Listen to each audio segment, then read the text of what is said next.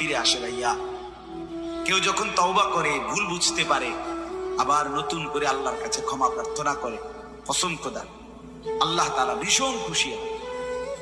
হাদিসে আছে আল্লাহর কোন বান্দা যখন তওবা করে, আল্লাহ তখন ফেরেশতাদেরকে বলে, আমার ফেরেশতারা সাত আসমান আর জান্নাত সাজিয়ে দাও। ফেরেশতারা জান্নাত সাজায়, আসমান সাজায়। ফেরেশতারা ডেকে বলে, রব্বুল আলামিন কি হলো যে কারণে আসমান সাজাইলেন, জান্নাত সাজাইলেন?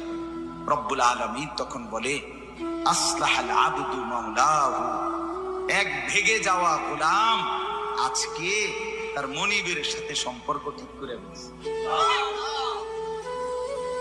আল্লাহ আল্লাহ বলে, আমার এক গোলাম আমার থেকে ভাইগে গেছিল রে, অনেকদিন ওই আমারে সেজদা দেয় নাই, আজকে দিছি। অনেকদিন সে আমারে ডাকে নাই, আমি খুব কষ্ট পাচ্ছিলাম। আমার বান্দা আমার হাতে গড়া, আমার দেওয়া নাক, চোখ, কান, আমার দেওয়া জবান, আমার দেওয়া জিহ্বা, আমার গড়া বান্দা আমারে ভুলে আমার থেকে ছুটে গেছে। আজ আমার সেই ভেগে যাওয়া বান্দা আমার কাছে ফিরে আসছে।